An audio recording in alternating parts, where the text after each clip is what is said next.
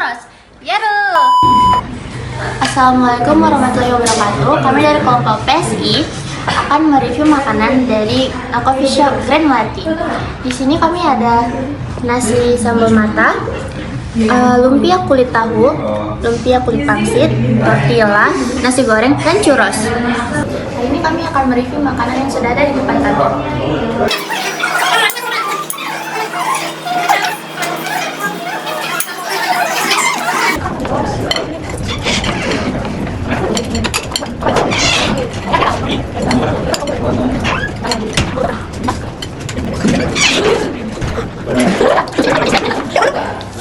Menurut saya, sambal matanya pedas dan ayamnya lembut. Dan menurut saya, nasi gorengnya ini cukup gurih, ayamnya krenyes di luar dan lembut di dalam. Menurut saya, churros ini sangat manis dan coklatnya pas.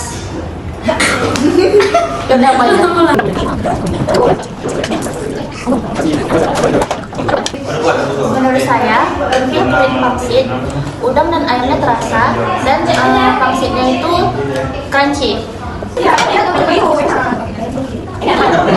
Rasanya hampir sama dengan lumpia kulit pangsit, sama-sama enak dan dagingnya terasa. Kami sangat merekomendasikan makan di Grand Melati ini karena dengan harganya yang affordable, kita sudah bisa mendapatkan makanan yang enak dan lezat, dan ini sangat worth it.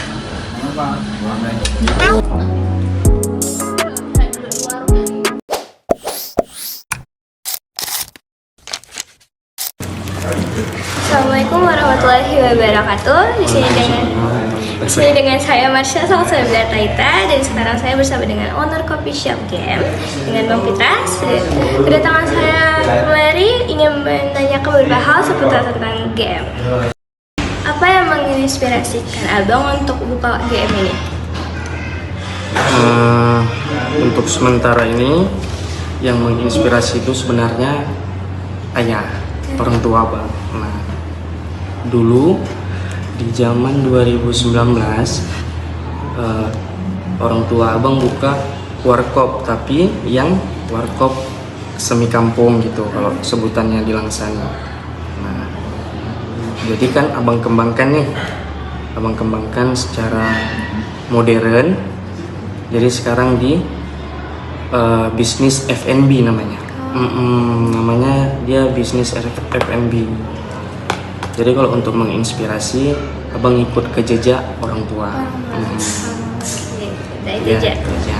Sudah berapa lama Abang mendirikan usaha ini? Dalam proses mengembangkan usaha ini ada nggak Abang kendala ya Abang? Oh, kendala ya? Iya, kendalanya. Kalau kendala kita ngomong pasti banyak. Udah berapa lama mendirikan usaha ini? Dari 2019. Di depan dulu, tapi di toko depan. Di sini kan pindah, tapi tetap di bisnis F&B ini. Jadi kalau udah berapa lama, dari 2019 sampai 2025. Kalau untuk kendala itu, setiap bisnis tuh pasti ada kendala, pasti. Gali lubang, tutup lubang, terus untuk masalah drop modal. Tapi itu ada antisipasinya. Nanti kita jawab di pertanyaan selanjutnya ya. Bagaimana Abang mengolah konflik dan masalah di coffee shop Abang? Konflik, kalau konflik berarti ada internal, ada eksternal.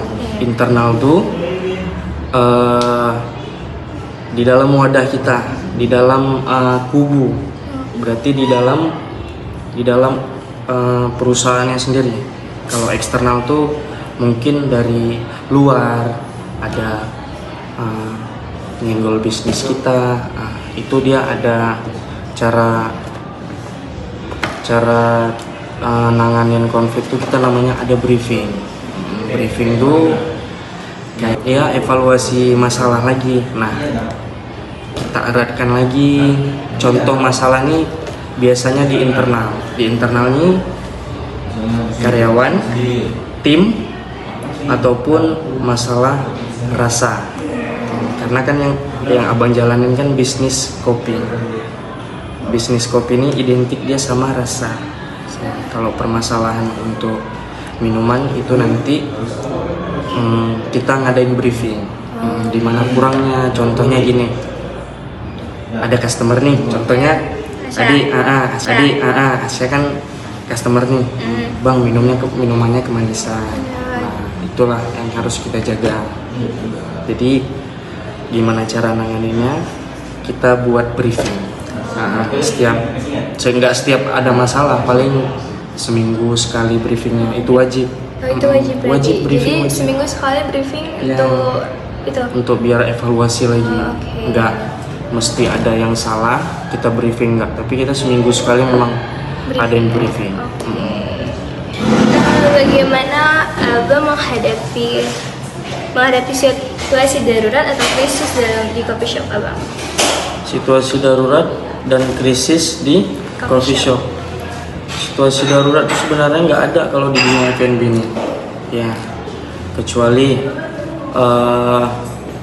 bahasanya apa ya, bangkrut. Setiap orang yang bangkrut itu berarti dia nggak punya SOP dan manajemen yang bagus untuk mengelola usahanya sendiri, yaitu di kedai kopi, di coffee shop. Nah, untuk sementara Abang belum pernah mengalami krisis apa tadi? Darurat ya? Krisis darurat untuk di bisnis sendiri. Nah, kenapa gitu? Karena Abang udah settle. Jadi apa yang Abang buat di bisnis ini, insya Allah berjalannya dengan lancar. Karena Abang kuasain yang namanya manajemen coffee shop.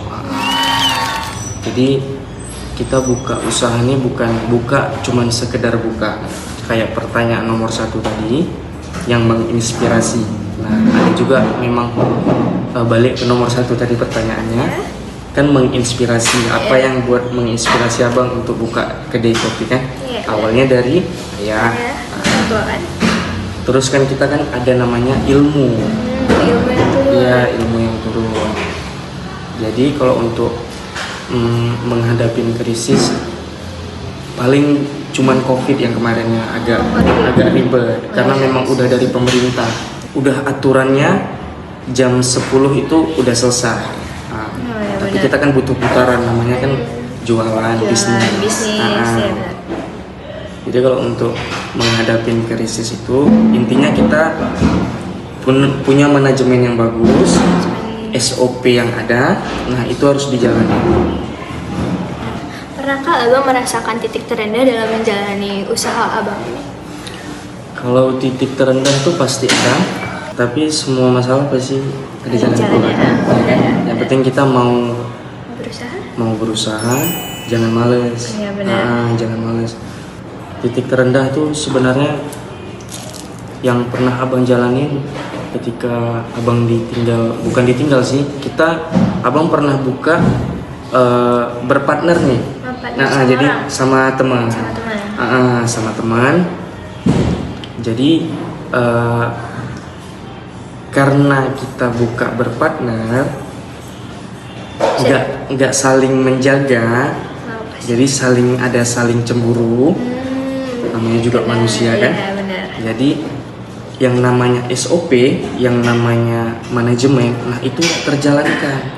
Kalau dua ini nggak terjalankan, manajemennya juga nggak bagus, nah itu pasti usaha apa aja drop. Itu karena usaha berdua. Jadi Abang mulai bangkit lah kemarin tuh untuk buka sendiri lagi. Kalau titik terendah tuh pas selesai bareng teman, itu udah kacau karena drop. Nggak ada tujuan lagi kita mau sama dia. Jadi Abang maunya pisah aja, buka sendiri. Alhamdulillah sekarangnya sukses. Alhamdulillah. Masih mau kesuksesan tuh ya. Bagaimana Abang mengembangkan menu baru di coffee shop Abang? Menu baru. Menu baru. Ya, kita 3 bulan sekali atau 2 bulan sekali ada launching menu baru. Menu baru. Jadi menu baru tuh nggak sekedar kita buat terus kita jual. Enggak, ada testernya dulu. Sebelum kita buat, kita remukin dulu sama tim, tanya lagi. Dia butuh pengalaman kalau untuk buat menu nih. Jadi contoh Aca mau buka coffee shop nih. Pasti. Jadi kan udah tahu ngabarin siapa, pasti kan ngabarin abang. Abang nge-hire menu di coffee shop Aca. Jadi butuh pengalaman juga untuk buat menu baru. Kalau menu baru di sini itu kita setiap 2 bulan sekali kita improve ke menu baru.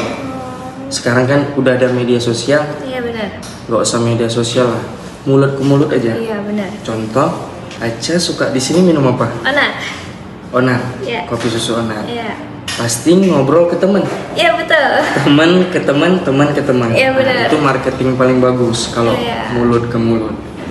Jadi untuk masalah menu baru, kalau kita udah kerja, contoh kayak abang nih, udah contoh kerja selama setahun 2 tahun, kalau memang kita giat orangnya, mau experience-nya juga bagus, juga kita pengen belajar lah nih intinya, nggak stuck di situ aja, ceketan.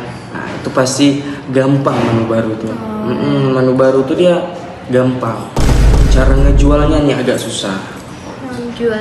Ngejual produknya, dia ada cara semua, ada cara. Media sosial itu paling ampuh, tapi yang lebih ampuh tuh sebenarnya mulut ke mulut. Ya. Jadi kalau untuk buat menu baru untuk di di kedai kopi kita itu sangat gampang. Marketingnya juga yang harus bagus. Dia tuh setiap coffee shop tuh dia ada menu dia sendiri kan? Ada menu dia sendiri, ada namanya mungkin best seller ya. Best seller yang pernah mungkin Kalau di sini kan kesini. Kopi kan Onar Onar, yang kopinya. iya. Kalau yang non kopi pernah rasa aja. Aduh, saya minumnya coklat strawberry. Oke, itu enak juga tuh. Iya, tadi saya minum. Iya, coklat strawberry. Padahal cuma coklat sama strawberry kan. Pas Iya, tapi diminum enak, saya suka. itu banyak dia di dalamnya tuh. Iya, saya suka. Nah, Kalau untuk menu baru, cara mempromosikannya sangat gampang, tapi kita harus paham. Promosi itu banyak cara, dari media sosial, mulut ke mulut. dari mulut ke mulut, Terus? dari brosur, dari brand yang kita tempel di manapun, di dinding. Jadi banyak. Yang penting jangan males, rajin Iya, aja. gitu. Oke. Apa yang abang lakukan untuk meningkatkan kualitas makanan dan minuman abang yang ada di coffee shop abang ini? Mengembangkan makanan Dan minuman. Dan minuman. Kualitasnya, ya. kualitasnya. Ya. Survei.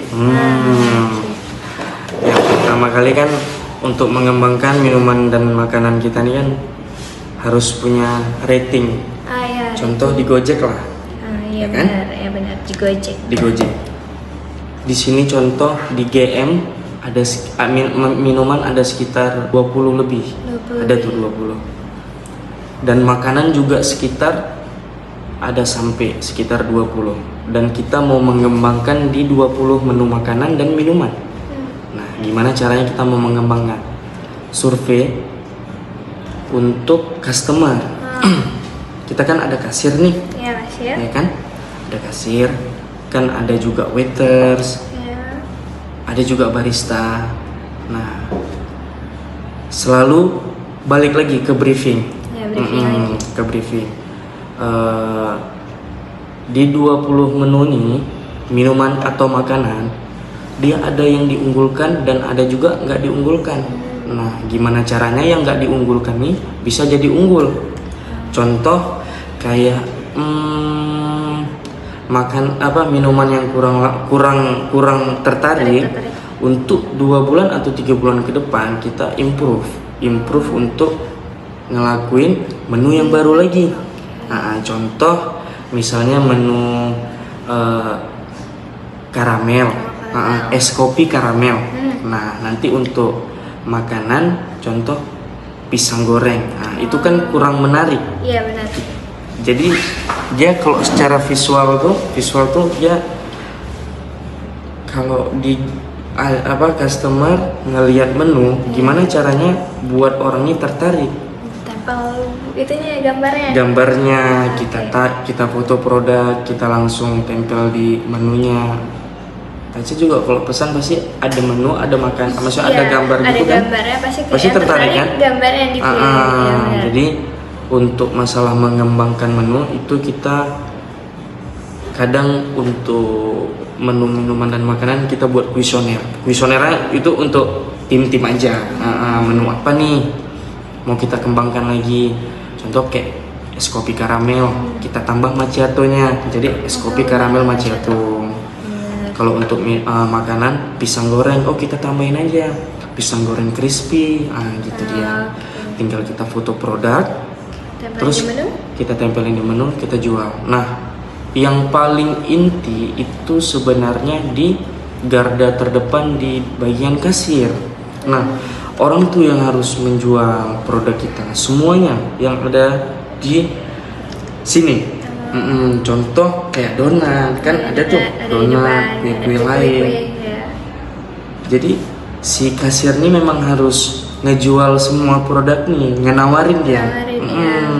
Dia harus upselling, harus ngejual produk. Upsellingnya memang harus bagus. Aja juga kalau mau buka usaha nanti kan, kalau mau pinter, kayaknya harus memang kerja dulu atau praktek kerja lapangan. Mulai kerja dulu baru buka usaha sendiri. Kalau itu wajib. Nah, kalau mau buka usaha sendiri itu kita harus wajib kuasain dulu yang mau kita buka nih. Iya kan?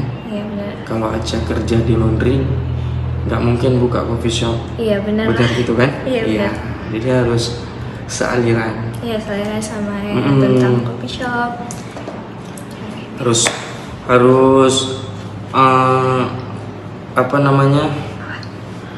jangan malas aja, itu aja sih kuncinya. Apa yang abang lakukan untuk meningkatkan kualitas di GM ini? Kualitas pelayanan. Iya. Pelayanannya nih pelayanan apa dulu nih? Yang pelayanan kayak dari waiters. Waiters lagi ya. Ya kasir. Tahapan pelayanan.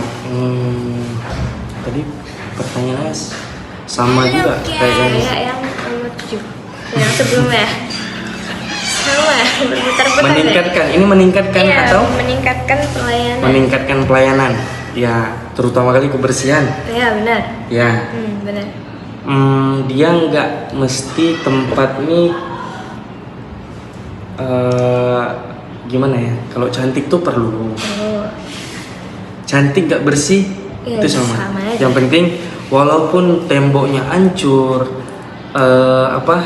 konsepnya industrial, pecah-pecah gitu, yang penting bersih. Iya benar. Ya, itu untuk pelayanan kebersihan. Tapi kalau untuk pelayanan minuman atau makanan, itu berarti dari waiters. Iya kan? Dari waiters. Untuk meningkatkan pelayanan untuk meningkatkan pelayanan lagi, sesering mungkin kita harus briefing. Briefing lagi. Dia ada manajer, terus asisten manajer juga sama di bawah-bawahnya ya kayak kitchen. Untuk waiters, untuk barista, semuanya udah punya porsi masing-masing. Contoh, selesai makan harusnya langsung diangkat. Itu supaya menjaga kebersihan dan secara psikologis juga kita nggak betah kalau meja kita kosong dilihat sama meja sebelah. Agak minder. Bisnis nih kan, untuk coffee shop dia punya strategi masing-masing nih. Setiap timnya, contoh di tempat abang dan di tempat lain, orang tuh juga punya SOP sendiri. SOP sendiri, punya peraturan sendiri. Jadi jelas semua. Kalau udah terbentuknya SOP dan terbentuknya tim, dan sesering mungkin kita briefing untuk evaluasi biar ke depan, insya Allah semuanya terjaga. Apalagi masalah kebersihan, abang paling anti masalah kebersihan.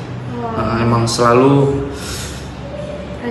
harus bersih. Mau gimana pun kalian orangnya, kalian di rumah atau di kos di mana kalian juga nggak bersih, tapi ke tempat abang di sini harus bersih, wajib bersih, apapun ceritanya.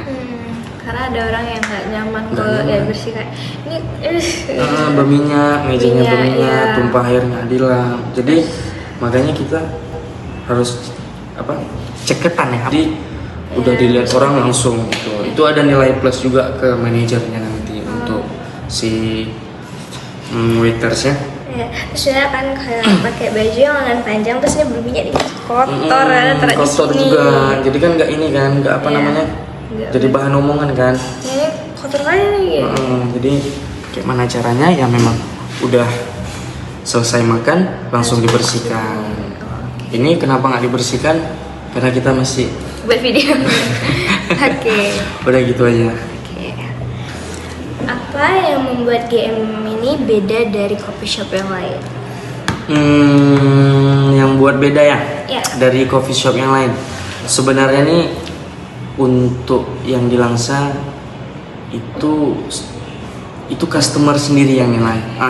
Untuk beda, Benar-benar. ya kan? Kalau si owner, si pelaku usaha, dia membuat tempat bisnis yang senyaman mungkin. Oke. Ya, contohnya kayak abang. Abang buat ini senyaman mungkin. Ya. Nah, kita cari beda coffee shop kita dengan yang lain.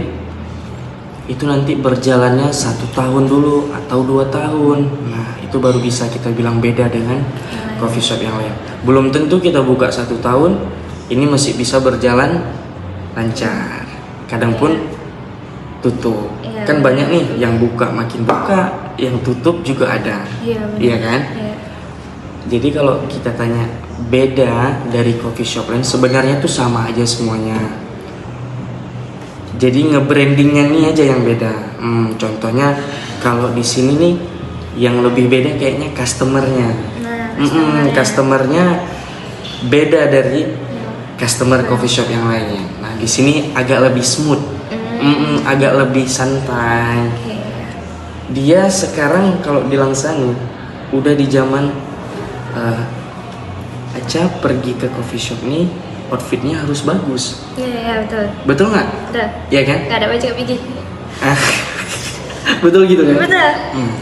Ke coffee shop nih biasa aja. Ya kan? Ke coffee shop sebelah, oh ini harus bagus nih outfitnya. Iya, Nggak betul. boleh gagal nih.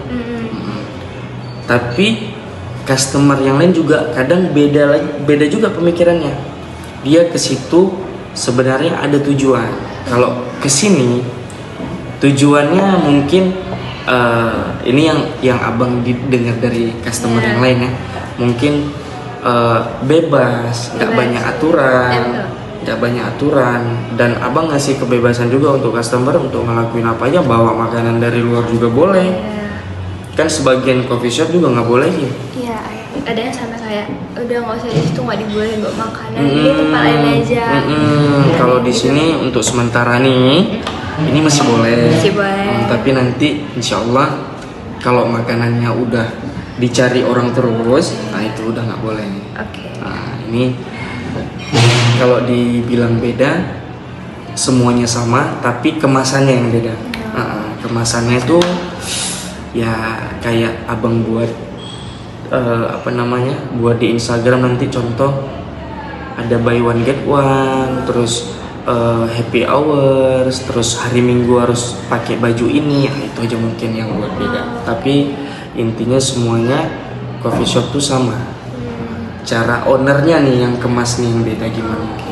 Berarti cuma tergantung sama ownernya. Ownernya sama timnya. Jadi kita nih harus owner nih harus pintar lah untuk bersama timnya. So jangan terlalu kaku lah. Iya, betul. Iya. Ada yang kaku Ada sampai yang kaku. ownernya takut ya. Iya, briefing harus berdiri, terus aduh. untuk nggak leluasa juga si waiter sama sini orang kerja kan. Jadi buat senyaman mungkin orang ini, dan orang ini juga bawa aura yang memang positif ke sini. Nah, mohon motivasinya untuk belajar seperti kami agar bisa terus berprestasi dan menjadi inspirasi. Berarti motivasi untuk pelajar, Ya, untuk belajar acara, seperti kami untuk ya. Ya seperti yang nampak. ya oke. Banyak rintangan juga deh kalau kita mau buat bisnis. Yang penting satu, tetap didengar arahan yang lebih tua dan mau belajar. Ya. Untuk motivasi nggak harus di dunia coffee shop, Iya. oke? Dimanapun. Iya. Selesai ini sekarang SMP ya. Ya SMP. Berarti masih panjang SMA lagi. Panjang kuliah Berarti lagi. kalau jangan malas tuh wajib. Ya pasti. Karena kan sekolah bosan juga, Iya. sangat bosan kan? Bosan. Nah ini makanya mungkin gurunya Iya. buat kayak gini supaya Biar relax iya, benar. juga ya mungkin nggak dapat juga di SMA lain kayak gini, Iya, ya betul. kan? Ada bagusnya juga. Terus untuk motivasi belajar yang betul satu. Kalau jangan bolos itu untuk dari diri sendiri. Iya. Cewek nggak mungkin bolos, cowok Ya, yang bolos. alhamdulillah nggak pernah. Pilih SMA di mana aja, yang ada apa yang kita sukain. Contoh, adik Aca sukanya apa nih? Musik atau Saya juga suka musik sih. musik? Ya. Untuk di sini ada nggak sekolah musik? Nggak ada. Nggak ada. Berarti kembangin lagi yang Aca suka. Kita SMA, contoh mau di mana SMA nanti? Aduh, saya belum tahu. Yang penting jangan di sini. Jangan di Langsa ya. Iya, yang penting. Tapi di kota sendiri lah biar bagus. Insya Allah. Oh, gini aja nanti cari ilmu di tuntunlah ilmu kan di negeri Cina. Nggak masalah dimanapun. Yang penting Iya. nanti bawa prestasi ke sini. Kegagalan adalah guru terbaikmu. Iya benar. Iya kan? benar, Iya, belajar dari Tidak ada kelas. kata tua untuk belajar. Belajar, ya. Jadi kayak mana ceritanya memang harus belajar. Kalau mau sukses kunci utamanya jangan melawan orang tua, Ya, tuh. dengerin orang tua. Ya, Iya benar. ikutin kata hati kalau memang suka musik. Benar. Nanti kuliah di bagian musik. Ada namanya ISI, Institut Seni Indonesia. Ya, sesuai kebutuhan lah, pengen apa nanti. Yang penting semangat belajarnya. Ya. Oke? Oke. Selesai. Selesai. Ya, terima kasih. Terima kasih ya, Bang. Assalamualaikum warahmatullahi wabarakatuh. Waalaikumsalam. Gitu aja. Apa sih bahasanya? Iya, benar. Cekat ya, cekatan ya. Ya, cekatan. Matiin dulu belum. Kami dari kelompok PSI yaitu perkumpulan siswa nah kayak harga over the